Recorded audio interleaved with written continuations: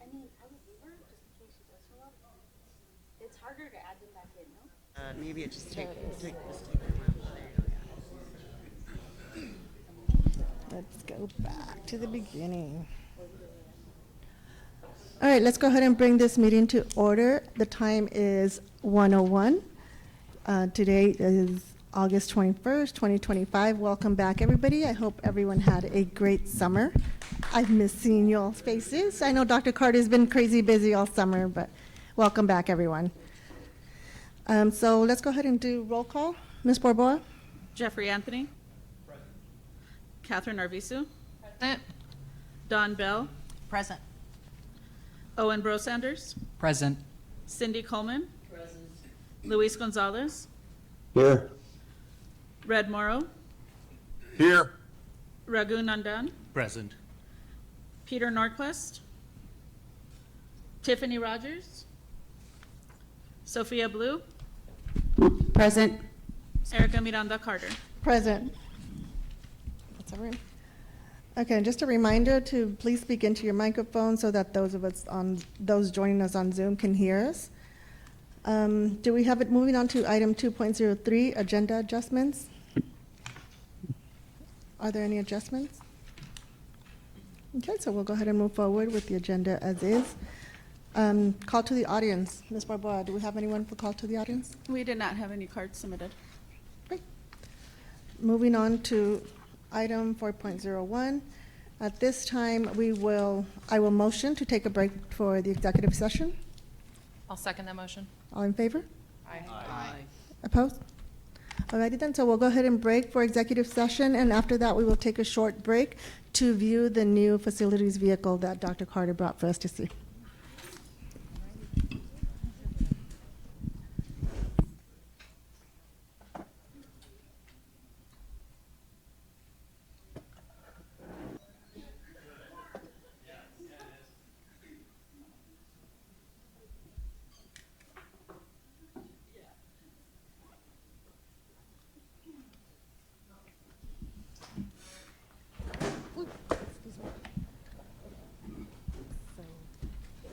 We pick up on 4.02, right? Yeah. Hold on, let me just look over. Yeah. The motion to, Oh, wait. 4.02 is discussion of bond oversight committee member candidates, which is what we just did in executive session. so we just, I don't know. this was where we were at, and then now we go to 5. Where's 5? Oh, there it is. 5, reconvene It's on the regular bottom. meeting. Yeah. Is it on? All right. Okay, so I motion to adjourn the executive meeting and reconvene our bond oversight committee meeting. Second. Motion by myself, second by Ms. Blue. All in favor? Aye. Any opposed? Okay, moving on to item 5 point. My apologies. Item 6.01. Approval to recommend to the governing board a new member to serve on the bond oversight committee. I motion to approve Lindsay Escalona to join the Bond Oversight Committee. Second. Motion by Ms. Arvizu, second by Ms. Blue. All in favor? Aye. Any opposed? Any abstain? Okay, motion passes. Moving on to item 6.02, approval of bond project updates. Dr. Carter?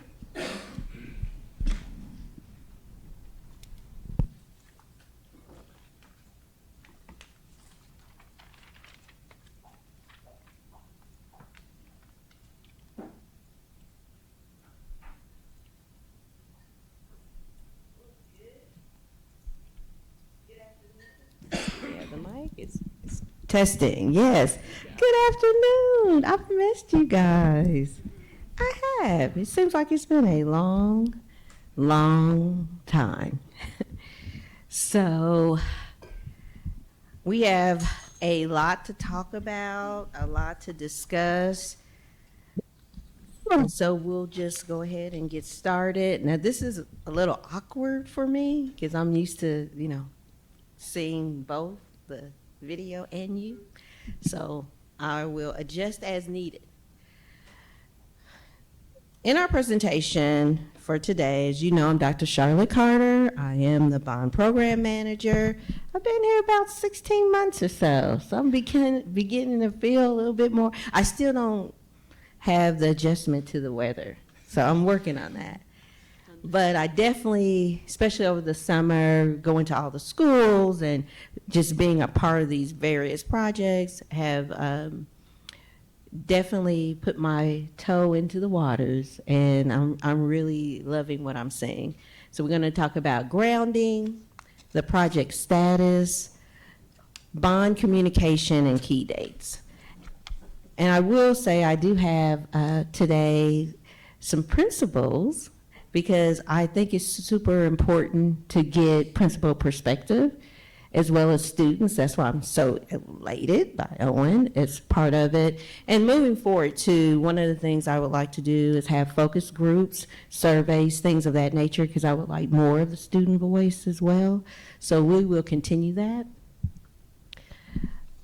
On the grounding, you guys already know, the only thing I really want to say here is that we, the bond department, and all the supports that we have, we look at you, the Bond Oversight Committee, and the governing board as partners.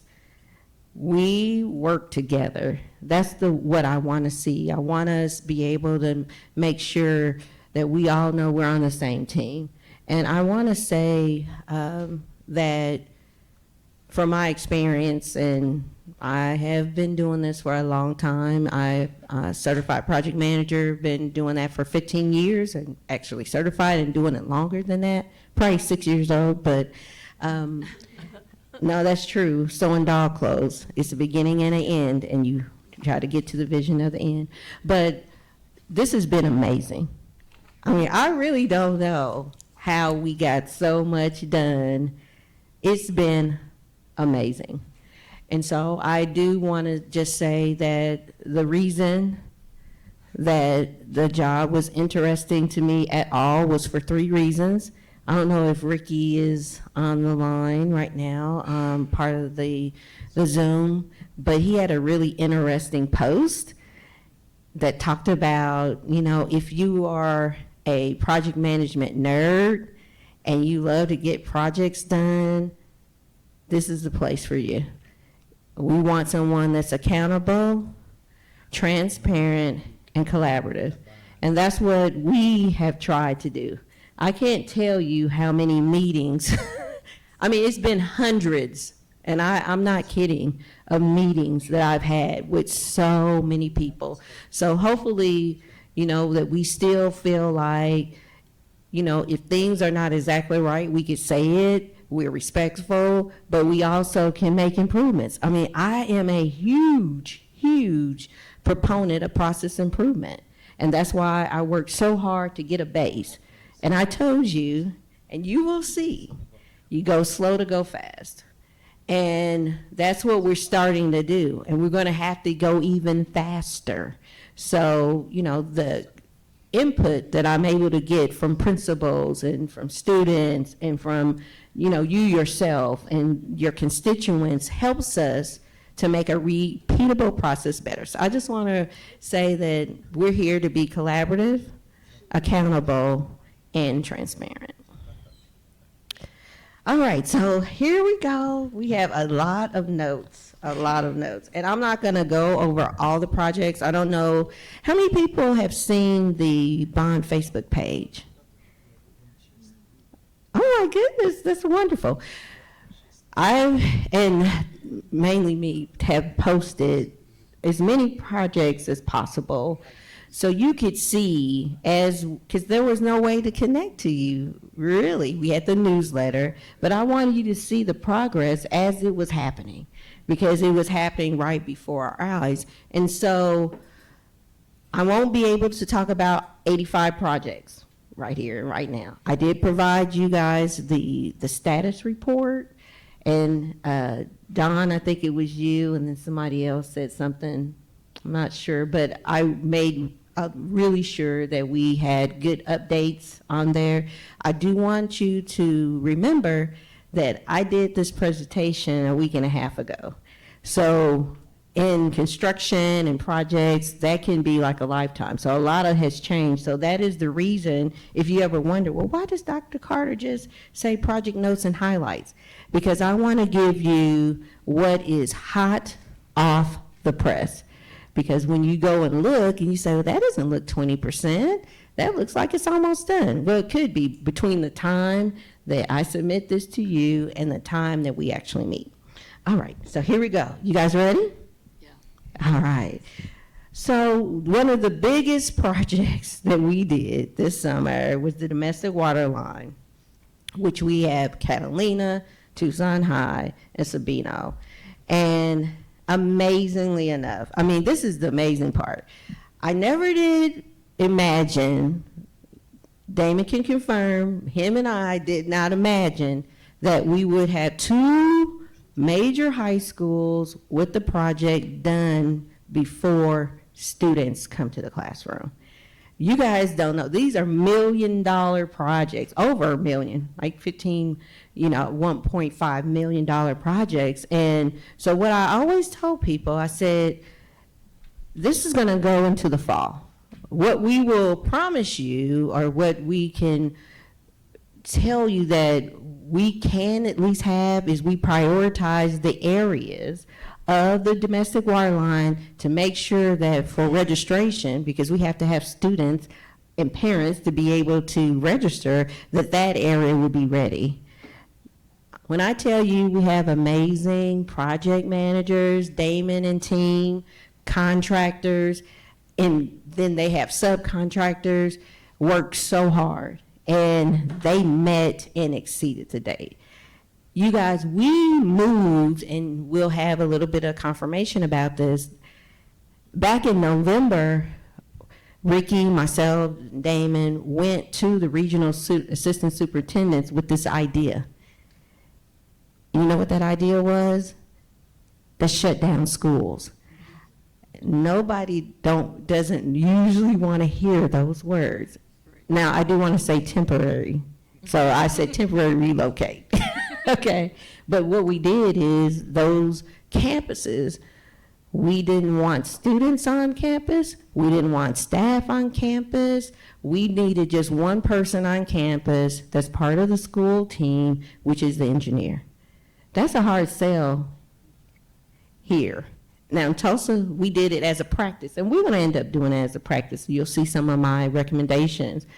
But I did this, and we did this, Damon and I put a lot of thought into it, is that was a lessons learned from Rincon.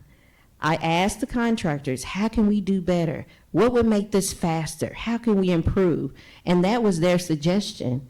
And I heard it, and I processed it, and then I talked to Damon about it, and then then we're saying this is what we're gonna try. So we started the regional assistants, the superintendent, after I got it okay with Ricky and Dr. Trio, and then we just cascaded down.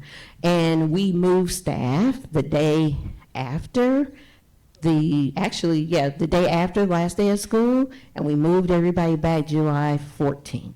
Everybody could be back on campus.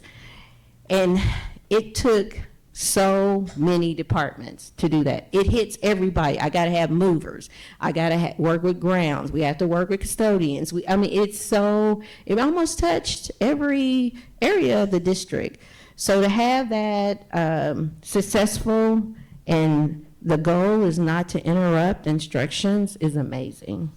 Sabino, and the only reason I believe, and Damon can just to verify, and maybe even Kevin, that Sabino, we didn't get that one done, that's the delay I'm talking about, is that we had to get state fire marshal approval on some things. And you guys know how that can wane and lag. And so we weren't able to do that. But still, they had students day one in the classroom and teachers and all that. So we are super proud of that. You may be asking about what that schedule looks like.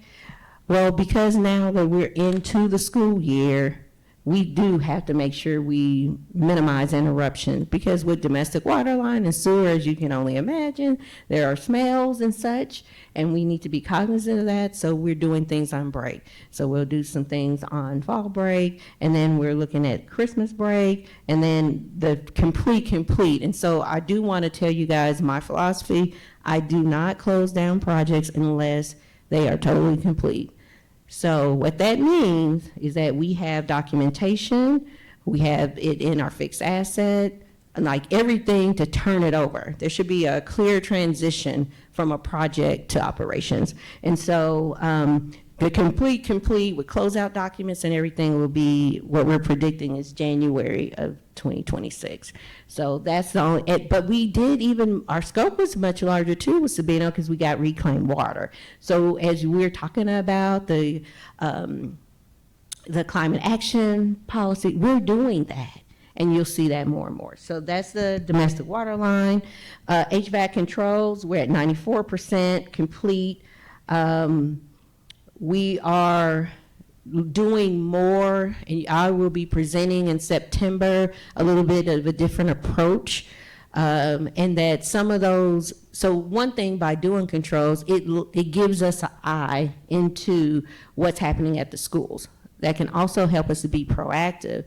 But if those things that with the HVAC controls, the EMCS, if they didn't fix the problem, then now we got to do more with package units and look at that. So I have a whole approach that I will be sharing with you on that.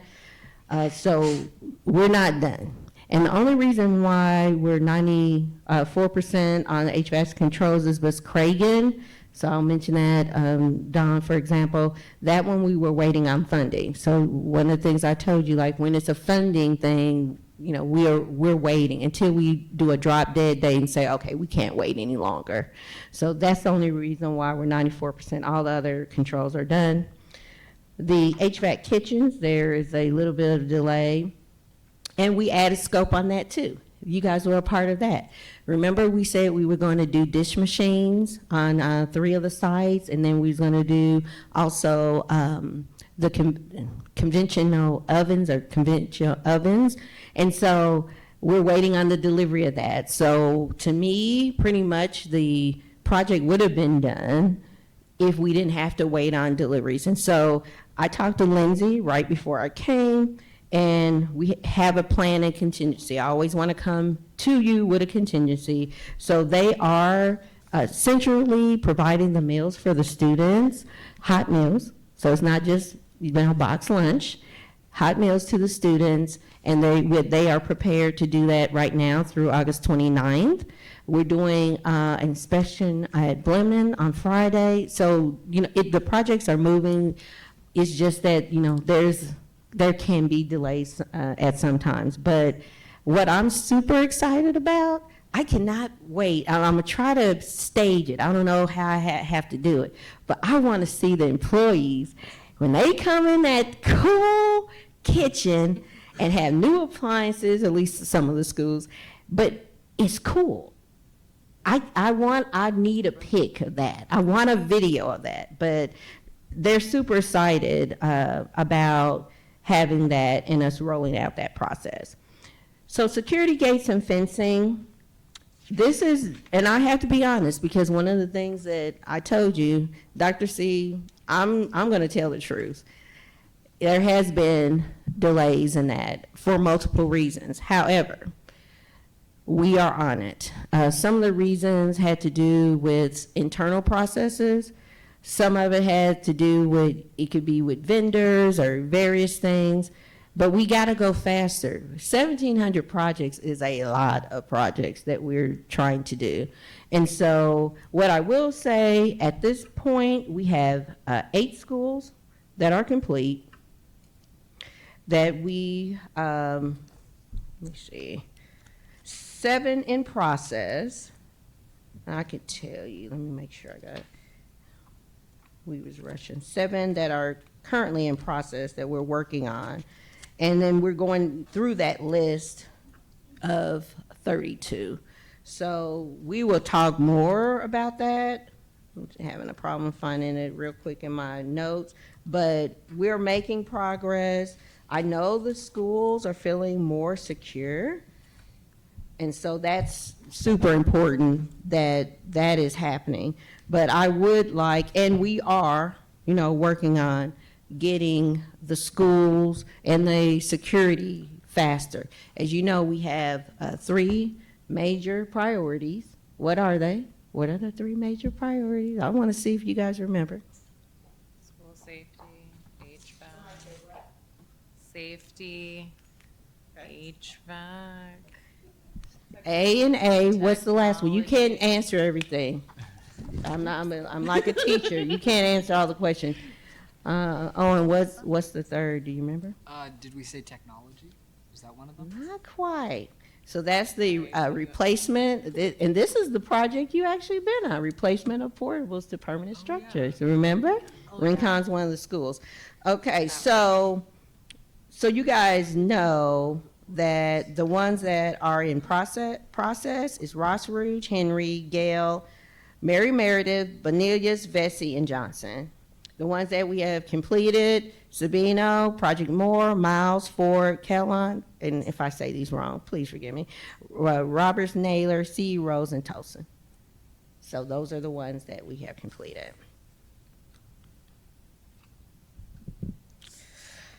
All right, we made a lot of progress on the school parking lots and pavement. Those are fun to watch.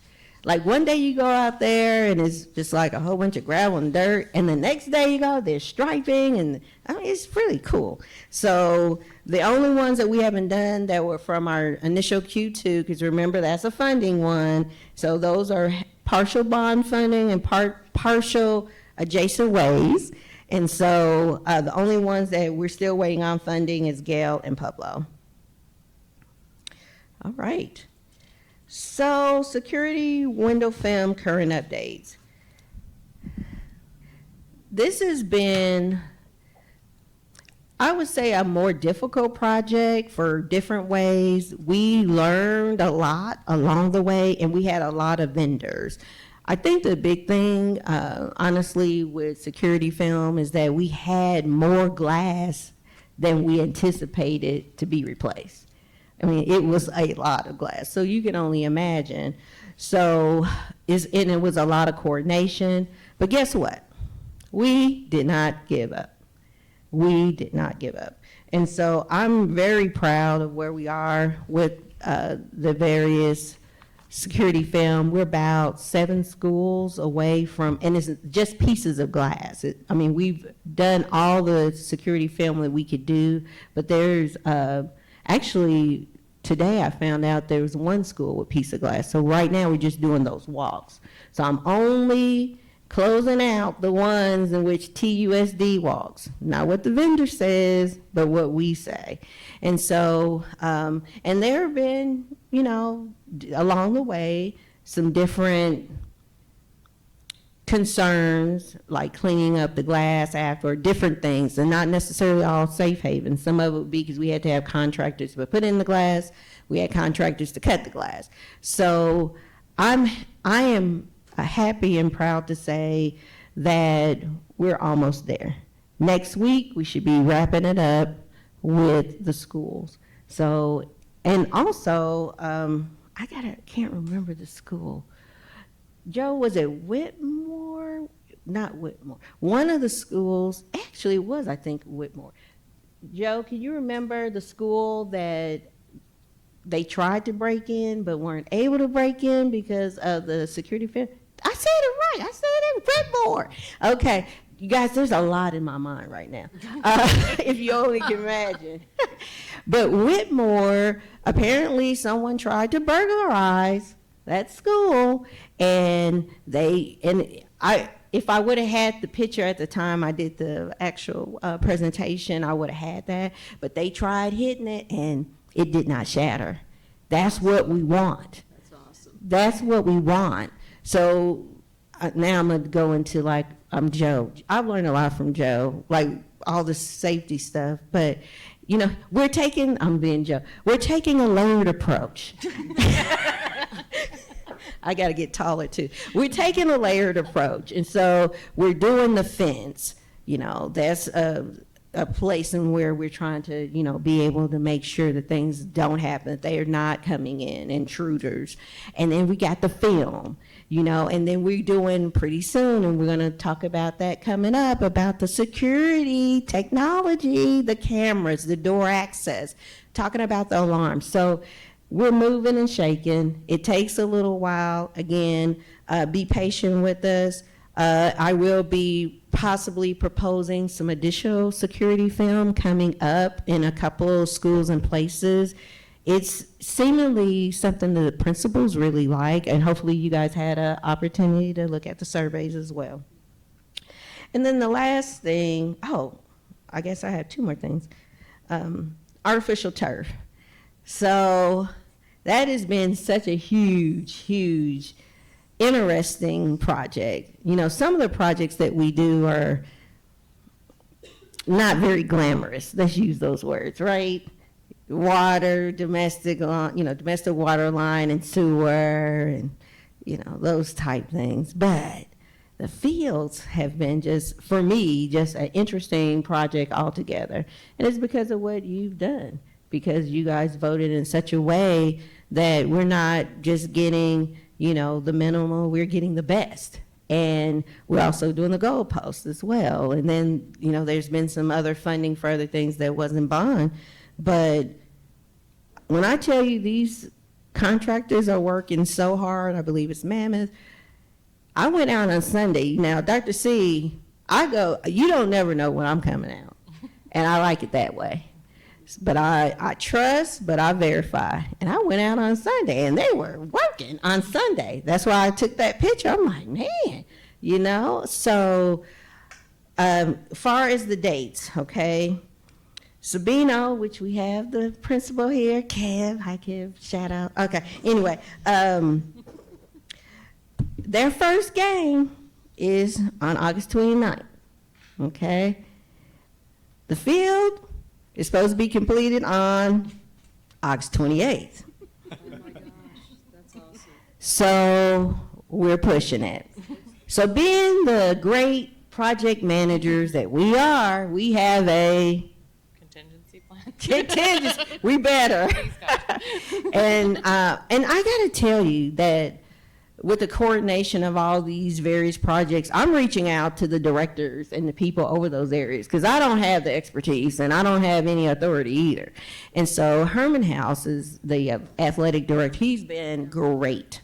I mean, when I tell you great, that's just a great connection.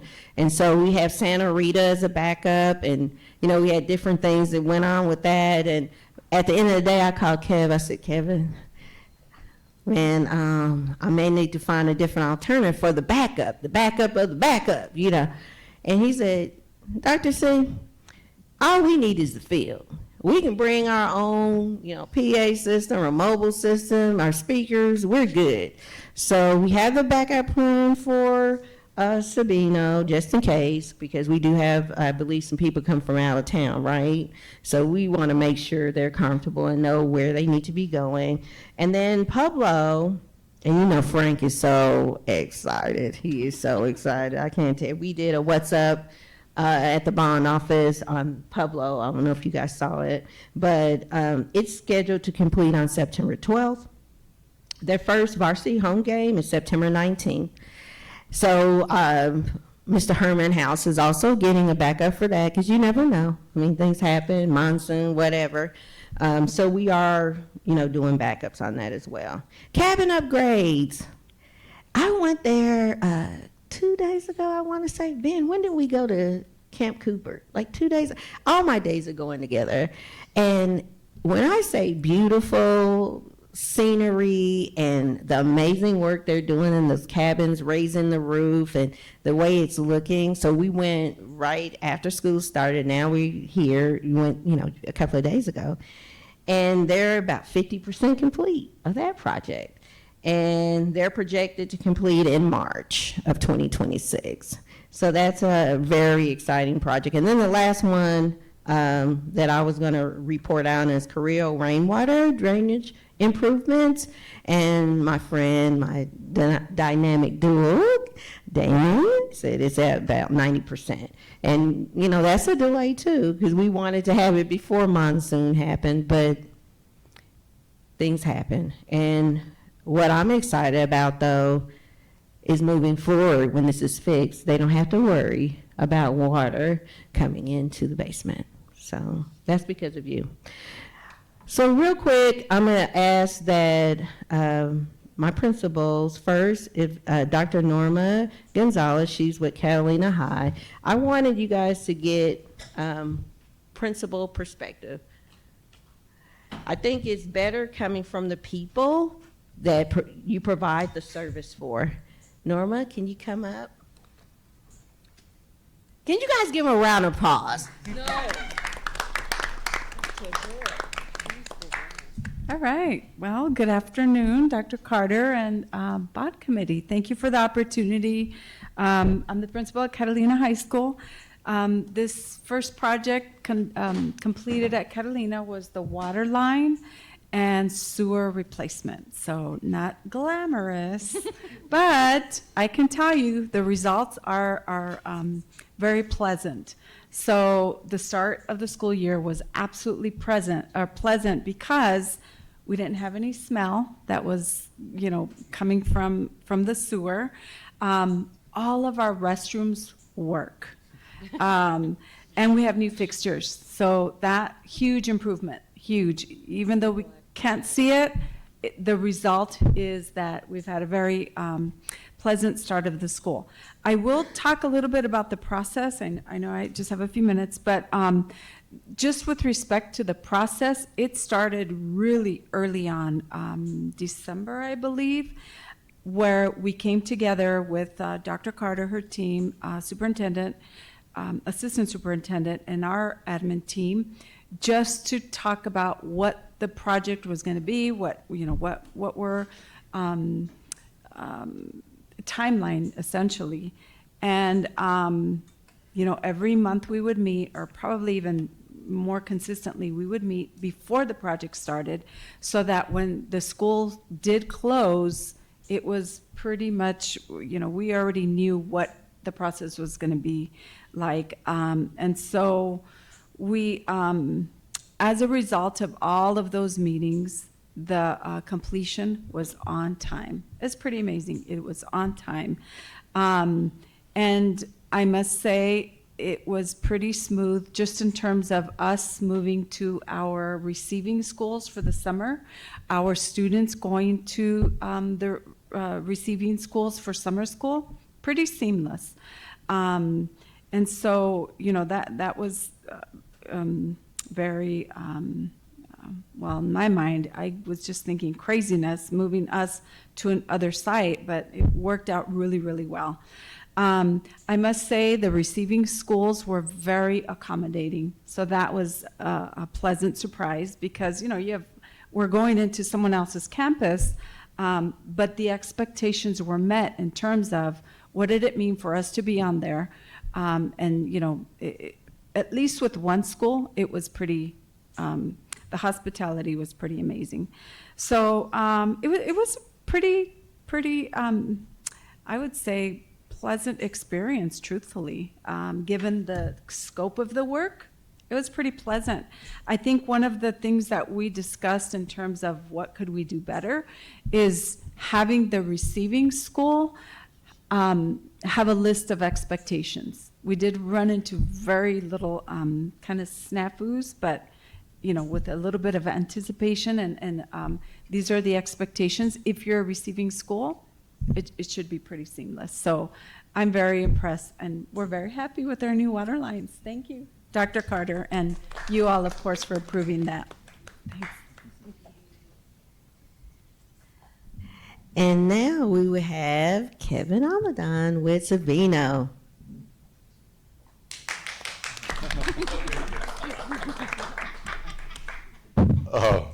All right, so thanks for having me back, Bond Oversight Committee, Dr. Carter and team.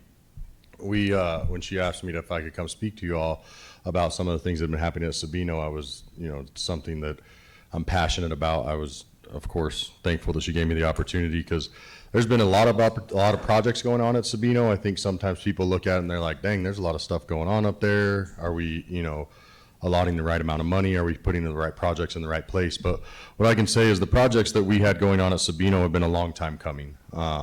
It's not something that was just in the makes when the bond was approved or when the bond started to talk about getting approved.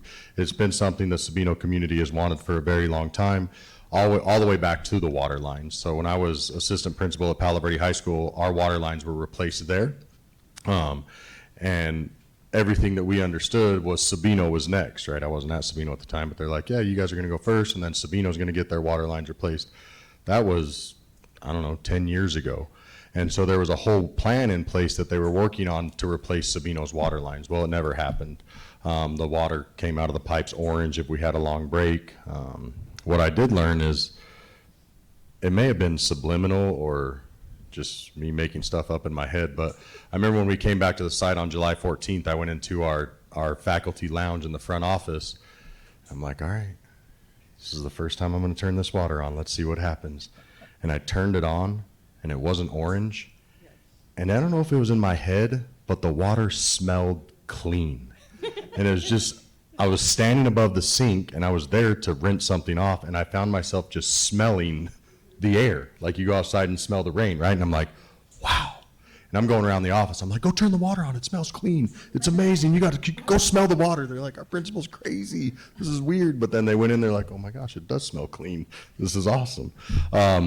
So we have all these water bottle fill stations in our school, and they used to run slow, and they would get clogged and jammed up, and they're running clean and smooth, and everybody's running around filling up water bottles when before they were afraid to fill up their water bottles, right? They didn't believe, was it filtering what it needed to filter? I got an opportunity to go down into, all of our water lines are in the tunnels, and so I would go on campus, and with the approval of the folks there, of course, and I spend a lot of time on our projects and learning about what's happening, and just to see the difference of the pipe that we're using now compared to the pipe that was used then. And we have rust dripping off the old ones, and now it's these beautiful clean gray pipes, and then they reduced down to copper. The team was amazing to work with. I could say the process was strenuous, and a lot of people, even myself, Dr. Carter could attest when she said you have to leave campus. I was the first one to say why. I was at Palo Verde when we didn't have to leave campus, and we can do it by not leaving campus. And they said, well, it's a non-negotiable, so thanks for your input, but you're gonna leave campus. So we got our team on the same page, and we left campus, and the hospitality was great.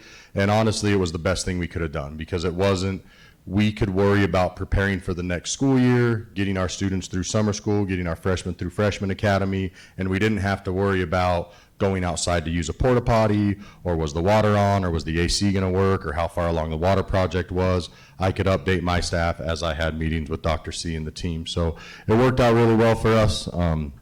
Like you guys were told today, we kind of went behind schedule, not because of the work, but just because of permitting and things like that, which was out of our hands. But even with that, the contingency plan that was put in place to get us hooked back up didn't delay us at all. And we talked about, zoning and turning water on in the right places at the right time. These companies that came in to do the work, they said, no, you're gonna have water to the whole school. Like, we'll have you ready on July 14th. So we have water, it's running, we have a plan in place, so thank you guys for doing that. But just on a few other things, like I said, we had a lot of projects. The first one was the lights. And the Sabino community has been calling for the lights for long before I was there, right? We talked about this before. It lit up the northeast side of Tucson. They're in a Dark Skies Initiative place. So the community was very happy. We had the unveiling, but those lights have served us even a greater purpose that we've learned in moving forward, because the company, like Dr. C says, works so hard, Mammoth, the team out there doing the turf, and they're doing 6 months worth of project in 3 months for us, right? So they're moving very quickly. They've asked multiple times, can you turn the lights on so we can work? And so coming down the pipe here, I've had the lights on for them at night, and then they come back in the morning. So they're like, can you leave the lights on till 10 p.m. and then turn them back on at 5 o'clock in the morning for us? So they're leaving Sabino at 10, getting back at 4:45 and working underneath our lights. That previously my answer probably would have had to be no, right? Sorry, I can't leave my lights on till 10 p.m. It lights up the community. we really only use them for sporting events, and we try to keep them off as most as possible. But because you all approved the lighting project, they're able to get work done. So very thankful on many accounts. The turf is beautiful. The thing I want to relate the turf to, and I know I came and spoke to you guys about this, but I'm very, as an administrator, I'm very student-centered, right? Everything that I do, we decide what's in the best interest of students, right? And so when I talk to my faculty and staff, it's okay, is that going to benefit our students? Is that in the best interest of our students? So we have kind of a hierarchy of our decisions, and the students are always at the top. Well, I'm able to give students little sneak peeks. I walk around campus, and I'm like, they're like, hey, how's it going on the field? I'm like, well, have you seen the field? And they're like, no. I'm like, let me show you this picture, but you can't be showing everybody, all right? Like, maybe, like it's top secret. And they see it, and they're like, oh my gosh, that's going to be our field? We get to play on that next year? I'm like, yeah, that's going to be our field, and it's not going to be like anybody else's. And then the next thing you know, even though you tell them, like, hey, don't tell anybody I showed you. By lunchtime, they're like, hey, I heard you may or may not have a picture of a field that may or may not be going in on our field space. So I'm showing it, and the energy on our campus is just something we haven't felt in a long time. Sabino, we've never had magnet money, title money, anything like that. We've been M&O only. Right now we're moving to Title I, but these students are so excited. And then our field event space, we have kids that qualified for nationals in javelin. We have kids that are qualifying for the state meets and the throwing competitions. And they're seeing these things that are getting put in that wouldn't be put in if you guys didn't have the courage to make some of the decisions that you guys have made.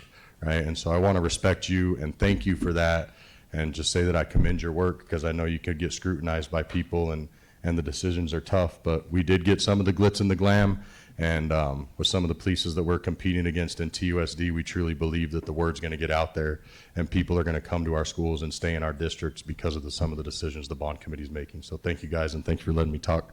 Sorry, I talk too much sometimes. And thank you so much, principals. I know you got a million things to do and a lot of kiddos, but I thought it was important for you to share how the bond, how what we're doing is making an impact and a difference. And at the end of the day, it's about the students. So thank you. And also, Kevin didn't tell you, he had security gates and fencing too. So he always does. He does this every time. Yes, we go. So wrought iron at my school, when I first came to Sabino, it was one of the things I got pulled aside by multiple people. They're like, what are we doing about the library? Like, we're talking about the library. They took me out and showed me how the library was never fenced in. And so we were working on the school safety, came out, the sheriff's department was out. Everybody was doing these assessments and these threat assessments. And you come up, by the way, you guys can come to my campus anytime. You don't have to make an appointment and show up. I'll take you on a tour of all the great things. But everybody would look at it and say, yeah, it's a problem. But then we would get a problem. We can't hear him. But that's a bigger problem, right? The not having the wrought iron was a problem, but not having the money was a bigger problem. And so when you guys stepped in and approved this right away, for 3 years, I was promising my faculty and staff, hey, the wrought iron gates are coming next year. I got word, they're gonna be in at the end of the year. Then I start this next school year, I'm like, wet puppy dog. I'm like, so about the gates, we couldn't get them, we ran out of money. When they came to campus and they saw the gates in place, everybody was elated. Everybody was so excited and felt so much more safe, to the point that one of my faculty and staff members actually said, hey, I woke up in the middle of the night because I had a bad nightmare. I'm like, what do you mean? Why are you telling me this? She's like, well, there's 2 gates now and a little courtyard, and I had a dream that I got stuck in our school and couldn't get out because we had wrought iron keeping me in. Like, no, there's going to be push bars on the gate. And she's like, oh, I feel so much better about this now. So, but if you come in, they're beautiful. They did great work. And the students and the faculty and staff, that's something that they can just rest assured that it's another layer of safety for them. So thank you. I'm sorry for this. No problem. And that's a great interlude, because I did forget to talk about something that I wanted to mention to you guys. In your packet, I think you guys probably remember we had a priority list of 32 gates based off of the safety assessment. Thank you guys so much. And so I listened to all types of feedback, and PMs especially, because we have a lot to do and we want to be as efficient as possible and look at the dollars, because we're always looking for that. And so in the packet I had, I don't know if you guys can bring it up, but the security fencing implementation and regrouping rationale. So instead of what we're proposing, instead of just going down the list of 32, right, that we want to group it in which we would do on the west side, Lawrence, Vesey, and Johnson. And that number on the bottom is where it is on the list. So if we're able to do the grouping to maximize the contractor availability and reduce the downtime, save on the mobilization travel costs, and complete installations faster, we think we can do it if we kind of look at the geographical location. And so what we're wanting to do is just basically, and not let someone just really just thinks this is a bad idea, is just to use this grouping as we do the installation. It's going to make it faster. It's going to make it, all these items, as I talked to Joe, he said that, you know, as they did the prioritization, especially as you go lower on the list, it's not that much difference between the criteria that makes a 1 a 20 and a 1 a 21. So, and to me, in the way I normally do enterprise projects, you do look at demographics to see what's in the area. So that's just something we wanted to make sure you were aware of. So just in case you saw that, well, why is there being some work being done on Lawrence? But there's no work on someone higher in the list. That's the reason why. We're trying to pick up the pace. And I can't tell you that it's important that we get better and better and better. So that's one of the recommendations we had, and we'll like to start implementing right away. Okay, so we can finish out on the presentation.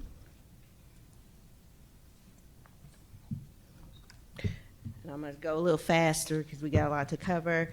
I wanted to let you guys know that we have gotten the first draft of the estimated savings for the 14 package units that we had. They gave us 10. We possibly have $197,000 that may be rebates. And so it's still under and pending review, but I want to let you guys know that we're starting to get that traction that we wanted. And so I will be tracking, Ben, my accountant, tracking, you know, all the savings and rebates that we get. So just wanted to let you know that progress is promised, your bond dollars at work. Anything we can save, and this goes along with, you know, our policy for sustainability, the climate action. I mean, all of this is part of it. Oh, and I didn't mention the EV buses too. We are on target on that as well. So remember, we have to get all our rebates. We have to have the buses to be able to be on the charging station and be charged by December 31st. So we are on track for that as well. All right, and then the communication real quickly. As you guys know, I do school visits. One of the criteria for me is to have the principal take a picture with me, because I'm figuring if they smiling, then we left on a good note. And so I did while you were gone, Pablo and Robinson. She says, Robinson. And I've done several since then, because remember about time I did this. It's been several weeks, and we'll talk about the other ones coming up. We do have the newsletter. Hopefully you're getting. This is the July. It's in the new format, the Parent Square. We were a little late for July.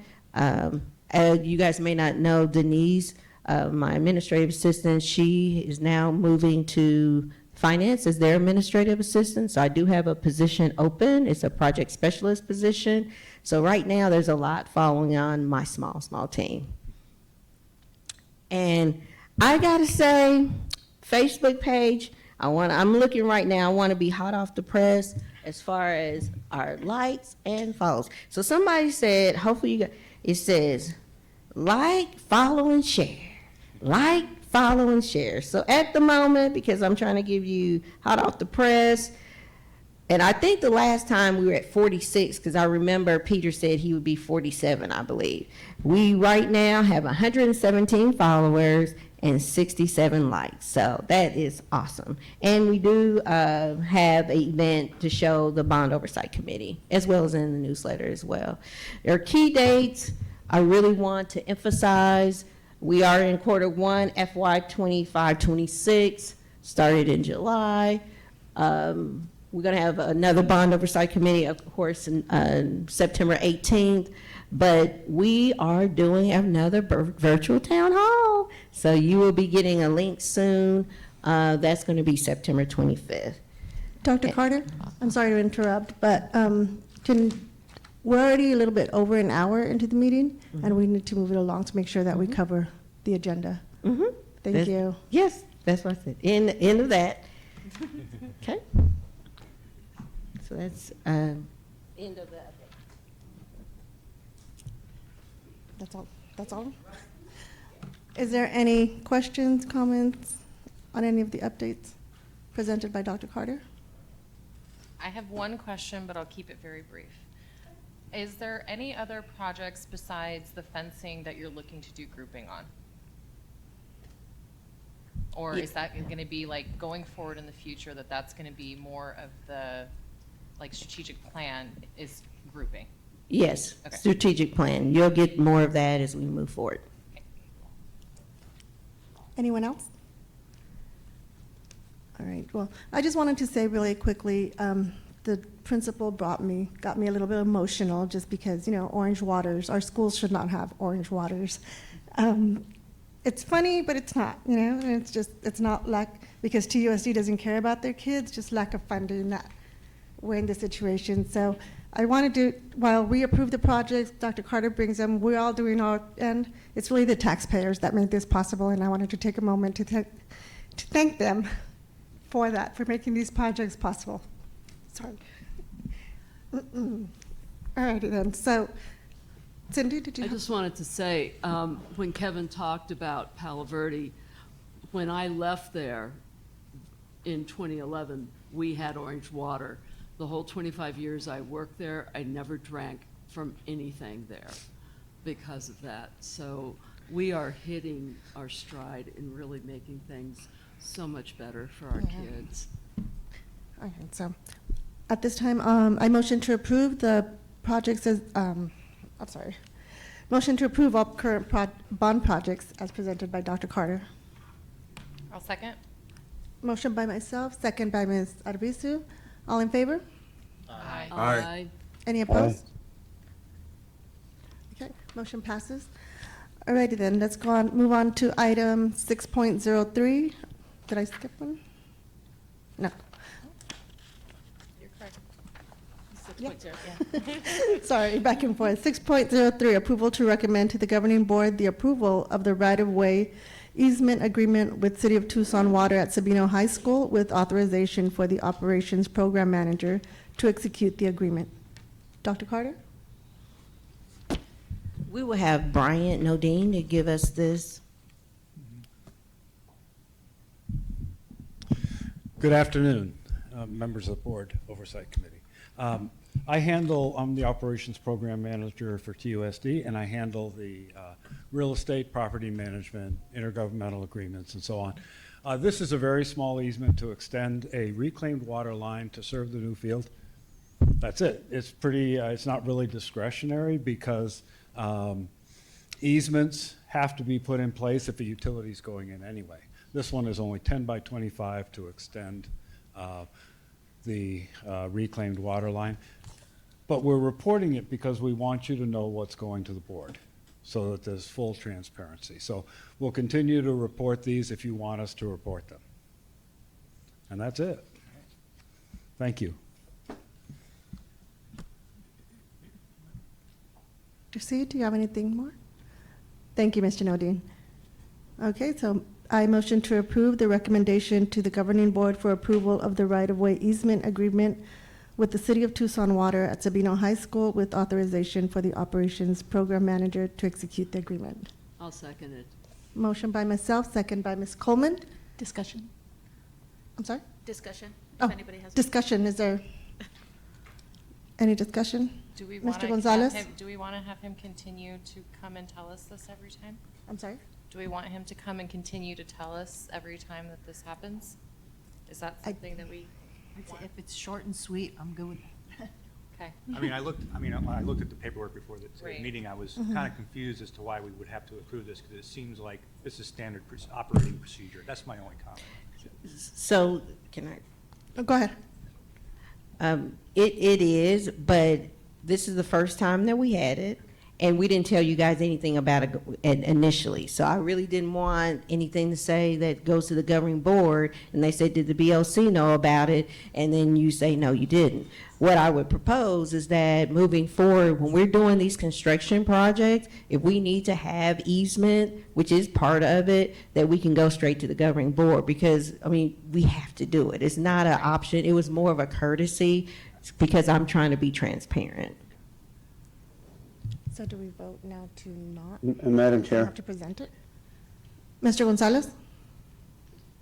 the city of easements routine in construction projects, and I think perhaps the way we might handle this is simply do an information item to the BOC instead of having to approve them, and they should go directly to the board so that you don't find any delays in the project. Is that what?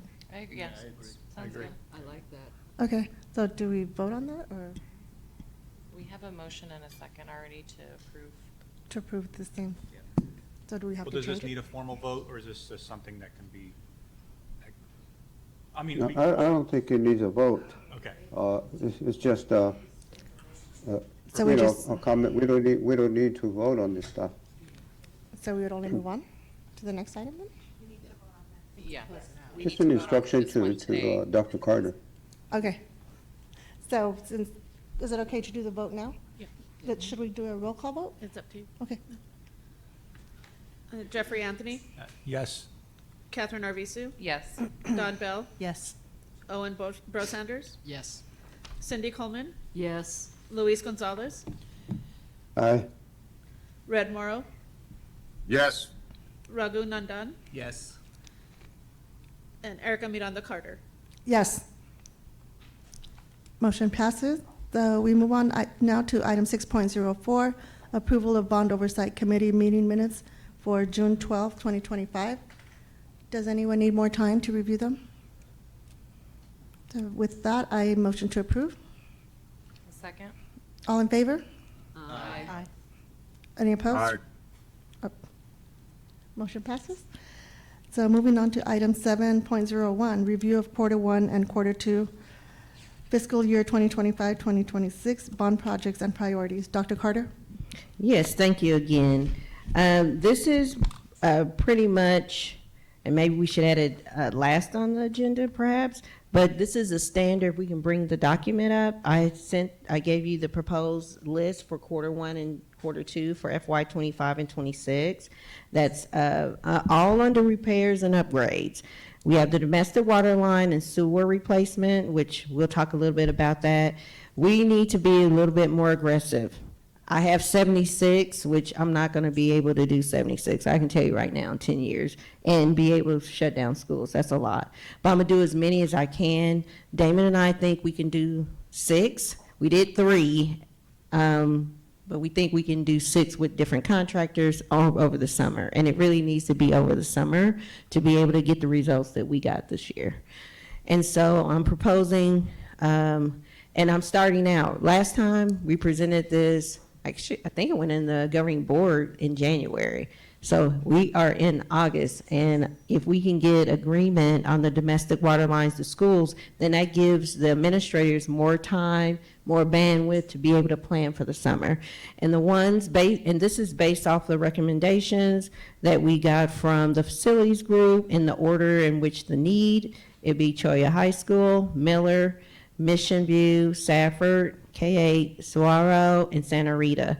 And we'll talk about more, like you were talking, Katie. I have a strategy that we'll talk about on why I want the drivers to be the domestic water line and then do a lot of other projects around that.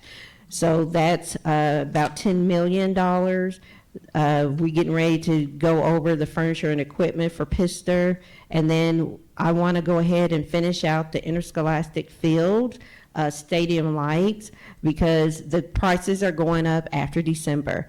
Also, again, it's cheaper if we do a set of them at once. So the cranes and all the stuff that they have, they don't have to go back and forth. So I want to finish out all the ones that are in the bond book, which is Catalina High, Palo Verde, Saguaro, and Santa Rita. Lastly, I will be presenting to you about pavement and parking lots for Tolson. So there's a specific case on that. And together, all that comes up to, with the contingency of about 20%, $16,113,600. So that is my proposal for the next set and round of projects.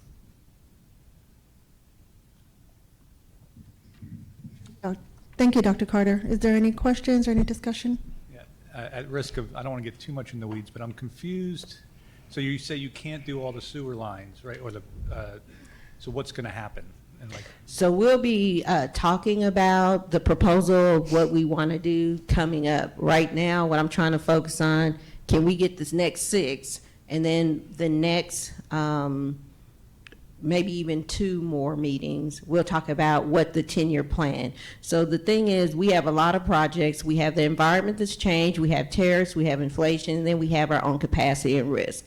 And so I'm coming up with what they call a roadmap, so to present to you guys on how we can go about it. So that's kind of where we are right now. okay, thank you.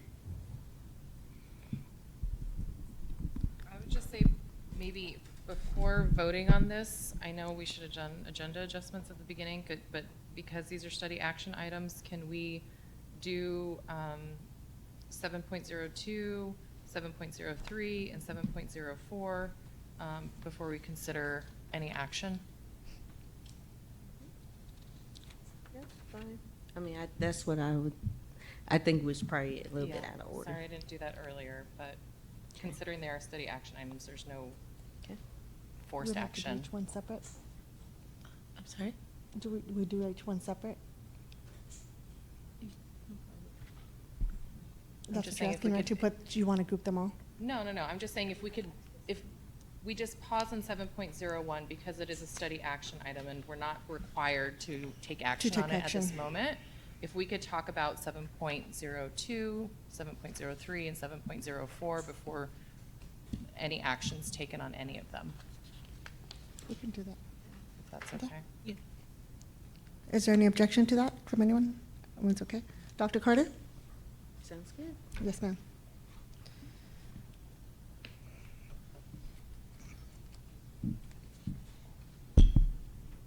So are you, which one you want to start? 7.02, correct? Yes, please.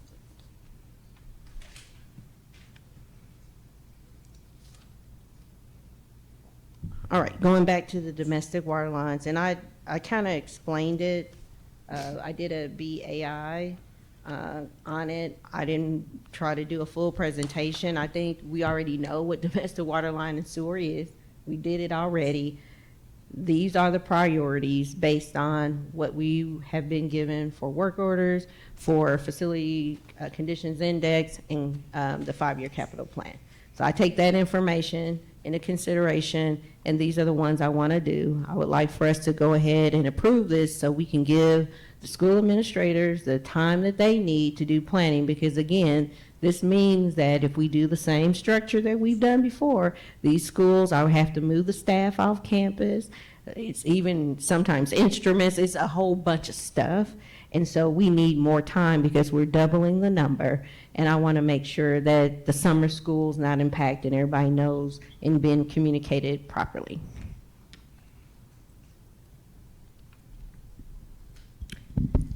Any further discussion on that item? You were, okay, so at this time, we would motion to approve the recommendation? No? I've moved to 7.03 if we could, Do 7 altogether? well, Sorry. Vote them all together. not vote at the same time, but hear all three and then we'll go back? They're all included in 7.01, Mhm. and so each one of these has a discussion point, essentially, and then they're essentially all being voted on for 7.01. Okay. Is that okay? So is Ms. Ekstrom? Yeah. So we would have to vote individually. Okay. But once, like individually as she presents them, or at the end? Just make sure that you. Go back for each one? We can vote on 7.02 now. That's Okay, fine. let's Totally just fine. go ahead and vote. Sorry, the glasses off and on. Sorry. Okay, then, going back to 7.02, motion to approve the recommendation to the governing board, 6 domestic water and sewer line replacements during the summer of 2026 at the following TUSD schools: Santa Rita High School, Sawada High School, Choya High School, Mission View, Miller, and Safford K-8. I second. Let's go ahead and do, I motioned. Motion by myself, second by Mr. Anthony. If we can do a roll call vote on this one, please. Jeffrey Anthony, Yes. Catherine Arvisu, Yes. Don Bell, Yes. Owen Brosanders, Yes. Cindy Coleman, Yes. Luis Gonzalez, Aye. Red Morrow, Yes. Raghu Nandan, Yes. and Erica Miranda Carter. Yes. Motion passes. Now moving on to 7.03, approval to recommend to the governing board to reprioritize bond priorities for Tulsa Elementary. All right, okay. This is a project that we were made aware of. We did a bond visit, superintendent, and different people told us that there's this issue with, it was a couple things, HVAC, and one of them was the parking and pavement. And so even, it was confirmed on the survey, confirmed, meeting with the principal, how bad it was. Myself, Damon, we did survey with the parking lot, and this was one of the cases, and like I'm gonna be transparent, the bond book is not perfect. It was done very quickly, I mean, a lot of things. And so it did not have in the bonded book that it has pavement and parking lot. But it is super, super important, we believe, for it to have it. And so what we are proposing is to reprioritize using some of the money for the sunshades and possibly building renovations. This pavement and parking lot, if you remember, we can try to get it paid for with adjacent ways. So we are going to apply for that because that way it splits it where the bond doesn't have to pay for all of it. But the principal, he was more than willing because he does not feel that the sunshades and courts are more important than getting that parking lot paved and get it completed. So that's what I'm proposing, is that we would go ahead, and that's gonna, the scope will help us in making sure things are ADA compliant, and we feel like this would be a really good consideration for the Bond Oversight Committee to allow them to use some of the money that's more general to address this right away. Any questions? Mr. Gonzalez, any discussion, questions? No, I'm fine with that. Okay, so I motion to approve the recommendation to the governing board to replace 2 sunshades for courts and building renovations with pavement and parking lot implementation. Second it. Motion by myself, second by Ms. Coleman. Can we do a roll call vote, please? Jeffrey Anthony, Yes. Catherine Arvisu, Yes.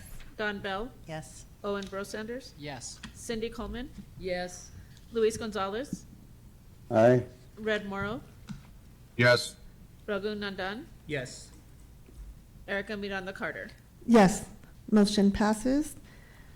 Moving on to item 7.04, approval to recommend to the governing board to reprioritize the purchase of furniture and assembly for Pister Middle School.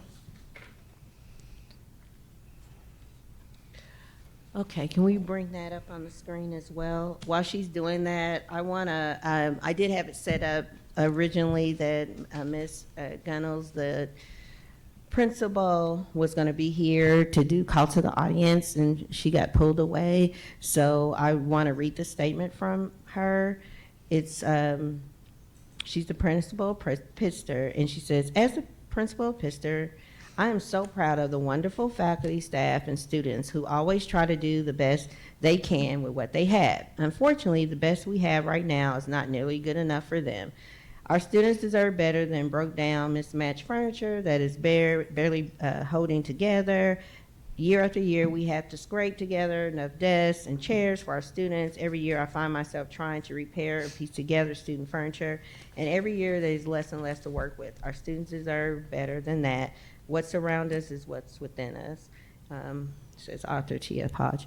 So this came to my attention. This was me digging. So one of the things I want to do, I really am a big proponent of fairness, just because all the things I've struggled with in life, to be fair and equitable. And I believe that's what we should be doing in the bond. And so I ran a report, and I just knew that every school, we've done a project, because, especially like the AEDs, when we did that, we did like 75, so that covered a lot of people all at once. Well, Pitster was a school that has not, at this point, had any projects. So my interest was, what is it that I could do, or we could do, that's impactful, that they really need? And so we looked at the bond book, we looked at the survey. Damon went and toured and talked to the principal, and this is what she wants. I think this is the most impactful thing. I think this is what she needs, and I want her to experience the greatness of the bond. And yes, there are a lot of needs in the district. I wish I can do every and each one, but I think this is fair since she hasn't received anything. So I would like for us to consider to go ahead and let her, can we also get to the BAI? We can use some of the money for the equipment and use that for her to get, it's 11 classrooms. And I think that's just a really good use of funds. I have a question. Is this different than the 150,000 that's already budgeted? It's the 150,000. We're just moving it up. Is that all we're doing? Yeah, it's a reprioritizing. So as you know, I'm not dealing with furniture right now. We're trying to work on those other things. But because we have not had any projects for her, that's her biggest need. Any other questions? No? Oh. Okay, so I motion to approve the recommendation to the governing board to reprioritize the purchase and assembly of desks and chairs for 11 classrooms at Pitster Middle School. I'll second. Who was that second from? Oh, second by Ms. Dawn Bell. Can we do a roll call vote, please? Jeffrey Anthony, Yes. Catherine Arvizu, Yes. Don Bell, Yes. Owen Brosanders, Yes. Cindy Coleman, Yes. Luis Gonzalez. I think he left. He left and then tried to get back.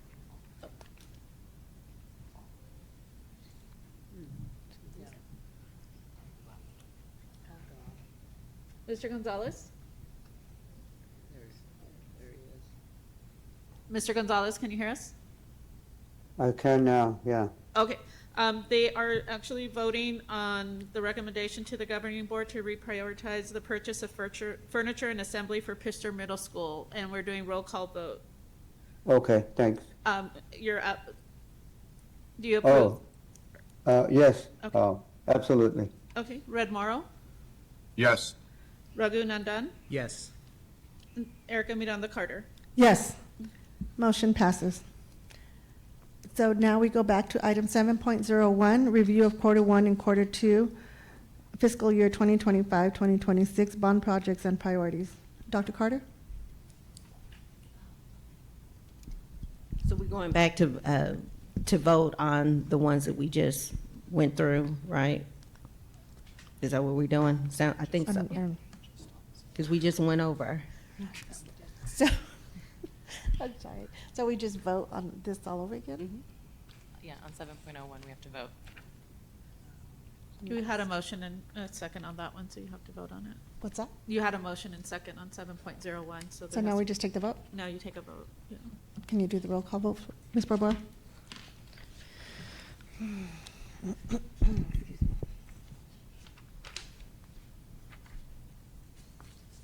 Jeffrey Anthony, Yes, yes.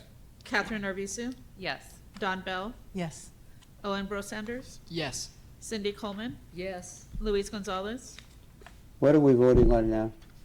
They went back to review of quarter one, quarter two bond projects. There was already a motion and a second for that one. So they went back to the vote. Yeah, okay. Aye. Red Morrow, Yes. Raghu Nandan, Yes. and Erica Miranda Carter. Yes. Motion passes. Moving on now to item 7.05.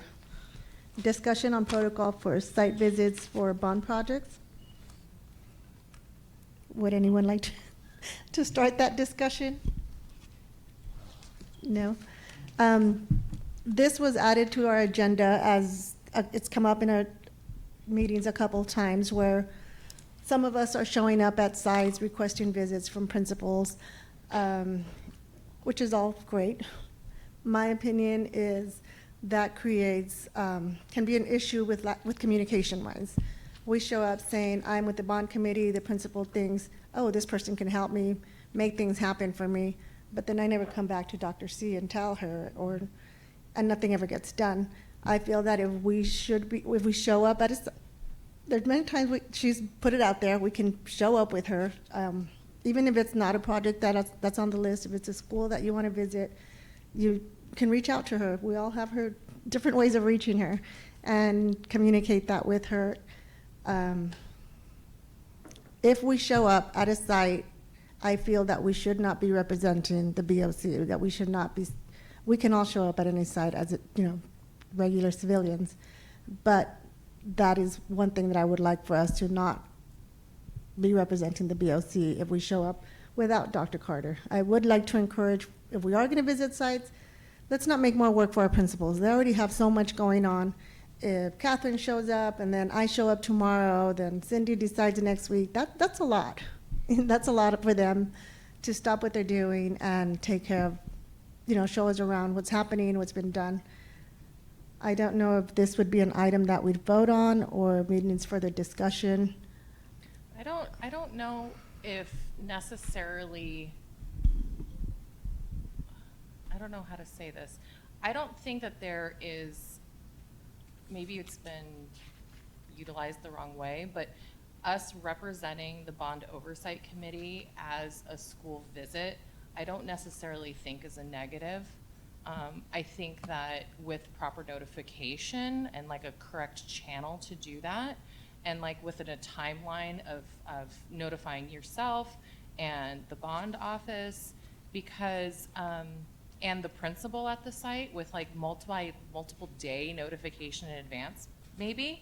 I think that like what Mr. Amadan said, like, yes, come at any time, like, and that's fine, but not every principal is going to be like that. But I think having us be represented in the public to say, oh, we had a bond chairperson come to our school to see our projects, I think that that's something as a point of pride to say, we're taking this time and doing it. I know maybe in other situations it's been manipulative, but I think that coming and seeing the projects that we've all voted on, and like what Mr. Amadan said too, that point of pride with students for the flashy things that are going on, and saying that we see you, we're so happy for you, and I just think that I don't think that needs to be completely taken away. I just think that there needs to be an appropriate channel for that to be able to do that without meeting quorum, and with proper notifications to all of the avenues before that happens.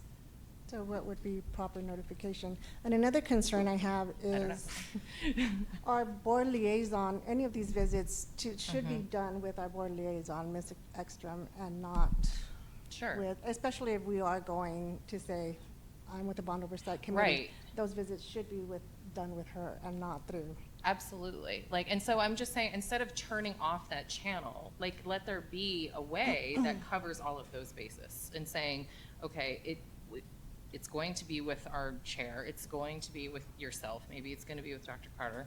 Yeah, go ahead. Go ahead, Dr. Sorry. Carter. I'm sorry, I was Feel just free to looking interrupt me at any her. time. Well, I know I have to be recognized to talk. So this is just my opinion. I think too, if we can coordinate it and be a more concerted effort, we did that was that last week or this week? I don't know. Friday. Erica and Miss Ekstrom and myself went to a a principal bond visit. And I think you'll get a lot more out of it if you see how I go about doing it. I have access to a lot of data that you probably may not have. Now, I did just share the survey, but I have a whole agenda. We do a tour. We look over the surveys. We talk about, what their pain points are. And it's just be appreciative to me because I don't want information, like they're going to ask you, well, when are you going to do this? What are you going to say? And I want to make sure that we're all singing the same hymnal and saying the same things. And that's just my opinion, but so far, I thought it worked really well. And I don't think that Erica's suggesting to stop doing it, but do it in a more organized way. Sure, and I agree. And so, have you guys been invited to those meetings? I've gone to one at my school. I actually got to go visit. Right. And that was really, really well done. I felt like we have like 2 principals and a 4-person administrative staff because we have 2 different schools. So I felt like it was very organized to have it done through Dr. C and going. And I think maybe it would be resolved if it was on some sort of rotation that we were all invited to those at a more frequent, or given the opportunity to be invited to those situations, and that would sort of alleviate rogue. So the people come to me. So Erica came to me. She came to me. And I know that in the past so if you're interested in a school, like right now, if you say, I am interested in going to this school, all right, Dr. C, you doing any visits coming up? Then I will provide that information if we need something more formalized, like a form or something like that. But I'm open anytime and I'm always scheduling visits. So it's whenever you would like to. So it's that the appropriate. That's the way we've done it for a couple of times. We've put it out there. If you see a project that's on here, and you know what, I really want to see these desks at Pistor up front. Dr. Carter, I'd like to go with you, or I just feel like the time that we're given this information and the time that our meetings are, I don't want to say, okay, we've been given the information about the desks, I want to go see Pistor, and you have your schedule lined up. I don't want to put more work for anybody either. And so if the avenue is to reach out to you in advance, that's fine, and we can formalize that, I guess, if we haven't already. I'll be honest with you. The times that I've asked Dr. C if I can join her has been either it was my kid's school, or it was Roscoe because it's near my house. There's different reasons that I've reached out to her and asked her, can I go with you? And I think when we went to Phoenix, when we were looking at RUHS, I reached out to my teachers and, hey, who wants to go with Dr. C?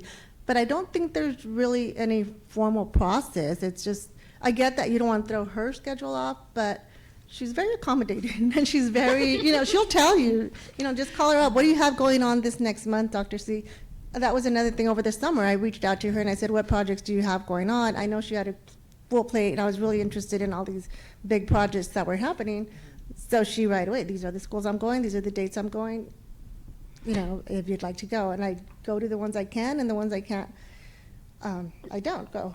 And if it's more helpful for me to say, hey, within the next month, these are the schools I'm looking at going to, and you say, hey, I'm interested in this one, I'm interested in that. The only thing is sometimes schedules, because I have to kind of look at what the principal has available, what I have available, because as you guys can imagine, and they're about an hour and a half. You can come, you can go. So I'm more than happy to, get that, what, for example, September might look like, and say, hey, here's the places that are, the rest of the month. So however you guys want to do it, but I would love to be a part. Mr. Nandan? I do think coordinating with Dr. C is the way to go, because we don't want people showing up randomly and then suddenly we have a quorum over there. So I'd say just email Dr. C and she can say, okay, here's one that's available, and we can work through that. So we can't take anybody's right to visit a school.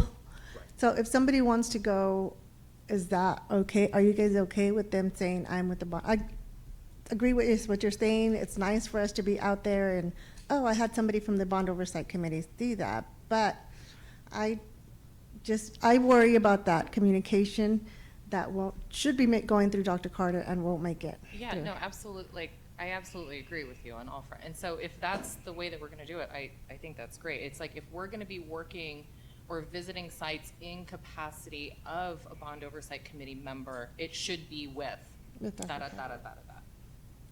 Yeah, and Mr. Nadal. part of the challenge you brought up, right? You show up as bond oversight committee, and the principal thinks we have more authority than we do, and all of a sudden they're going out there telling all their teachers, "Oh, the committee member was here, and all this is going to happen." And we don't have the authority to do that. Yeah.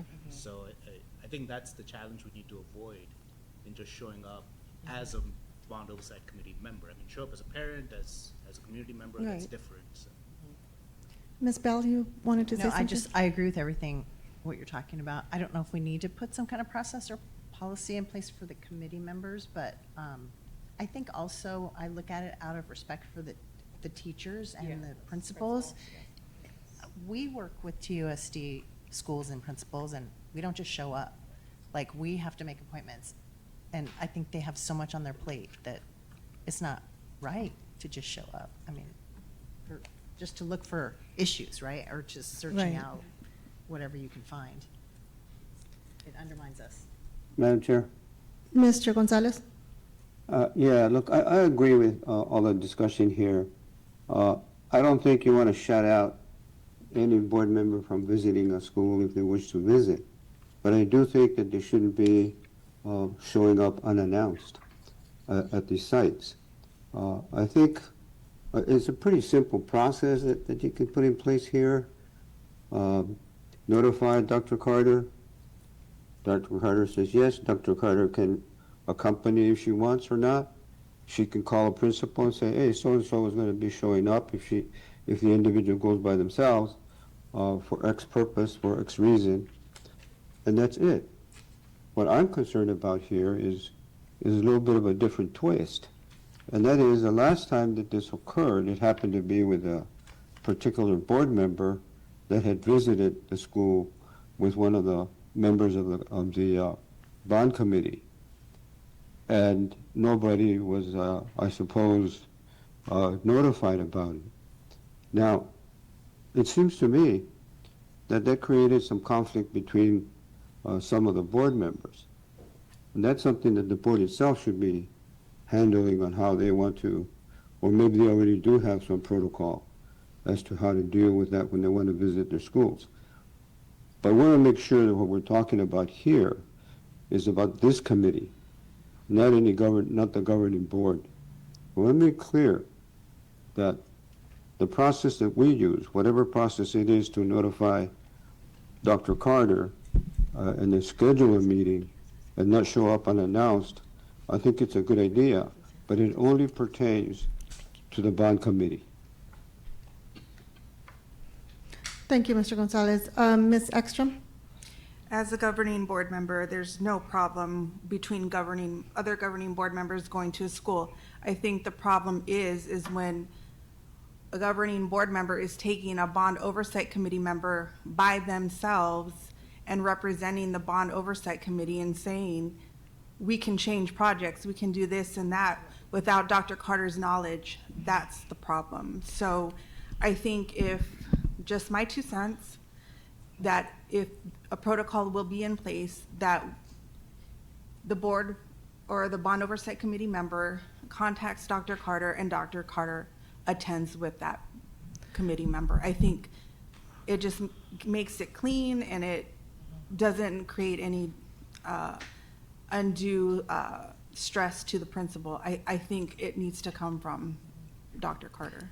No, with that, I agree with Ms. Ekstrom. Should we set a time frame? Because what the incident last time was, oh, Dr. Carter, I'm going to such and such school, by the way, see you later. this was the same day or the day before, like, that, we're not saying here, just let her know you're going there. It's coordinated with her Yeah, and with through her. accompaniment, yeah. I believe Mr. Hernandez has his hand up, or drinking water now. Yeah, Miss Ekstrom beat me to it. Essentially, we don't, this process that I've spoken to Dr. Carter about is not to deprive any board member from accessing a school with a bond committee member if they want to accompany, but just like the protocol for one board member cannot speak on behalf of the governing board, one committee member should not be speaking on behalf of the committee, right? That should be done in an open meeting through consensus.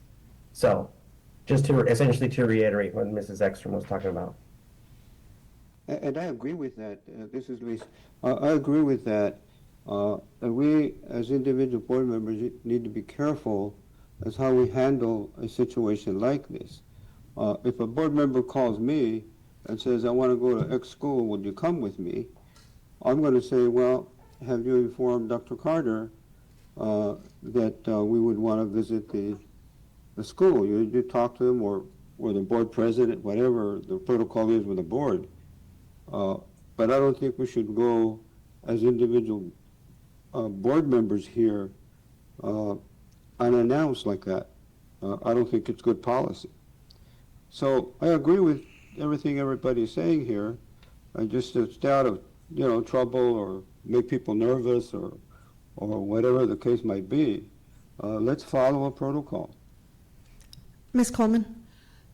So I think for maybe the next 3 months, maybe, because it is the beginning of school and we want to have a process in place, Dr. Carter providing us with some type of schedule for when she'll be doing visits.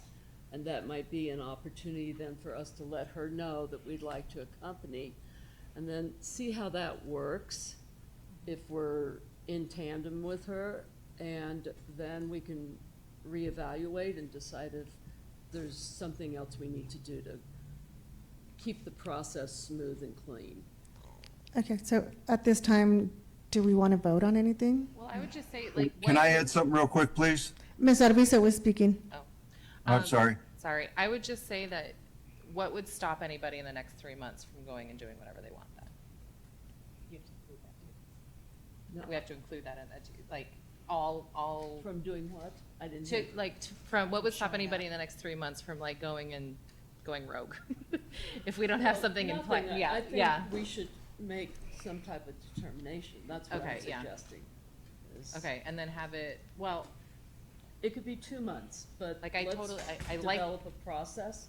I like it, And- I like seeing that, but it's like if we say, if we don't finalize something, like if we voted on something today, could it be a temporary vote for 2 months and we keep it in place for 2 months? You know what I mean? Is that something that we can do and then it expires in 2 months and then we do it again? I don't know. I'm just trying to give us maybe an end ramp. Yeah. For us to make a decision. Yeah. On how this should look, so that we don't have people going rogue. Right. And we encourage them to go through a certain process so that we're not interfering with classrooms or principals. So to me, yes, 3 months is arbitrary, but it gets us through the beginning of school and. So would we vote to make a temporary, I don't know, real? And Owen? also Mr. at the same time, would we be able to maybe talk to Dr. C and be like, this is a school that I'm interested in. Are you doing any visits, or could we schedule a visit? Just putting that in there too, because if I know all of us have a school Yeah, that that maybe would we're be the- more interested in. Are you open to all that, Dr. Carter? So at this, I feel like we would have to, Red had something. who? Yeah, Red had something. Red Morrow had a comment. Yeah. I'm sorry, yeah, I interrupted. Ricky? No, sorry. It should have come after Ms. Arvizo, it should have come. Ricky, is that you? No, Red Morrow had a comment. No, Red wanted Oh, to. Mr. Morrow. Yeah, I just wanted to add that, here at Doolin, anytime we have visitors here, and especially even parents, they want to come, we require 2 days minimum notice ahead of time so we can properly alert our staff and teachers out of fairness and respect. I would agree, and I think it's the best way to do it is to go through a central figure to make an appointment with Dr. C or however else we decide.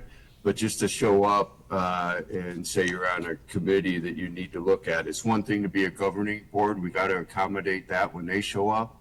But I don't think that we need to be showing up without proper notification to the site. So if are we going to vote on something temporary? We would outline specifically what those guidelines would be, including do not represent the Bond Oversight Committee if you're not with either our liaison or Dr. Carter?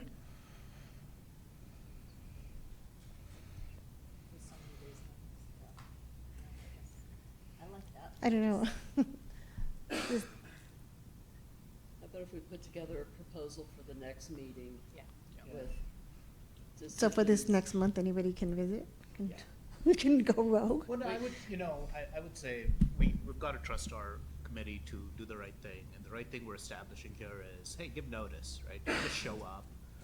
Don't represent yourself to be able to do more than what you can.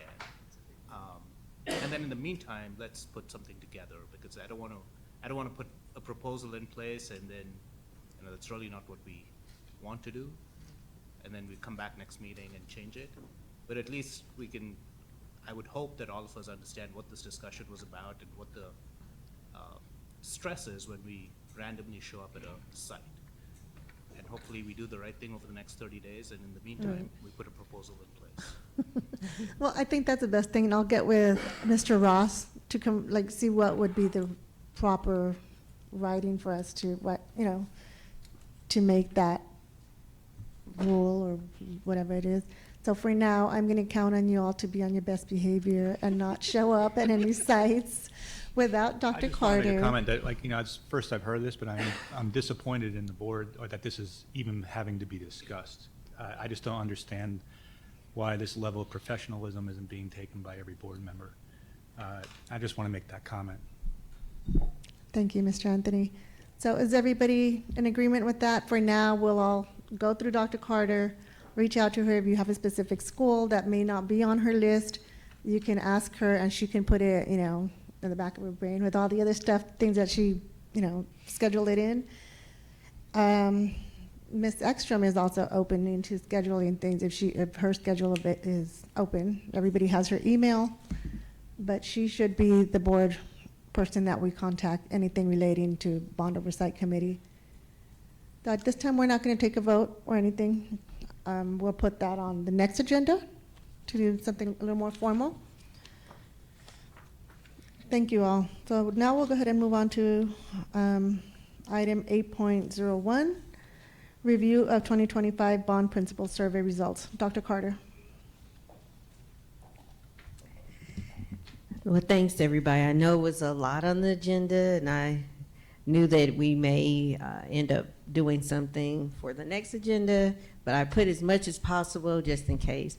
And I do want to just give you a little bit of background, and then you guys can ask questions if you want, but I think hopefully it's pretty self-explanatory what the results were and I did it with elementary, middle, and high, because and what we're looking for is trends. And when we did the principal survey, we did it multiple times to get as much participation as possible. In fact, I think it was Ryan, was it you? I think you sent me an email and you were saying, why don't we try doing it this way and blah, blah. So we did go back out in the summer, and I think we got 72 respondents, which is really good.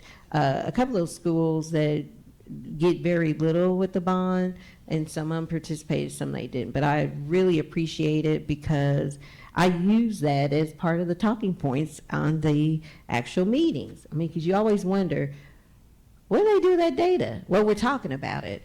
And so if there are questions, we also wanted to make sure that you knew of one, if I had X amount of money, what would I do about it? And then the other question is, have you already done some projects that are now still listed so we can know to take them out? And then this text at the bottom was kind of like a catch-all. And so I dig deeper when I sit down with the principals, and it's been a great, great talking point. So I would just ask if anyone had any questions, any thoughts, anything they, revelations. I think it's mostly what we know, that, HVAC is super important, flooring's important, safety's important. I mean, some of the things we already know, but when I speak with the principals, I want to know what's most important to them at that time, because time has passed and elapsed, and so it's just a great jumping off point when we do the visits. Thank you, Dr. Carter. Anyone else? Any discussion? And I do appreciate that you've allowed me to be part of some of those principal visits and going over those surveys. It is interesting to see what is important at one school is, super important somewhere else. It's just nice to have those conversations with the principals. So thank you for letting me sit in on those. So if there's no further discussions, we'll go ahead and move on to our next item. Thank you, Dr. Carter. And that would bring us to our future meeting dates and agenda items. Our next meeting is scheduled for September 18th. And on the agenda from this meeting, I'm bringing over, I will be meeting with Mr. Ross to discuss the language for visiting sites. Is there any other items that anyone wants added onto the future agenda? No? Wow, everybody's pretty silent now. All right, so this time, I think we're ready to adjourn. So if I can have a motion to adjourn at 2:52. Motion to adjourn. I'll second. Second? I second. And second by Mr. Anthony. All in favor? Aye. Any opposed? All right, thank you, everybody. We're adjourned at 2:53. Early. Yeah, Dr. C. Yeah.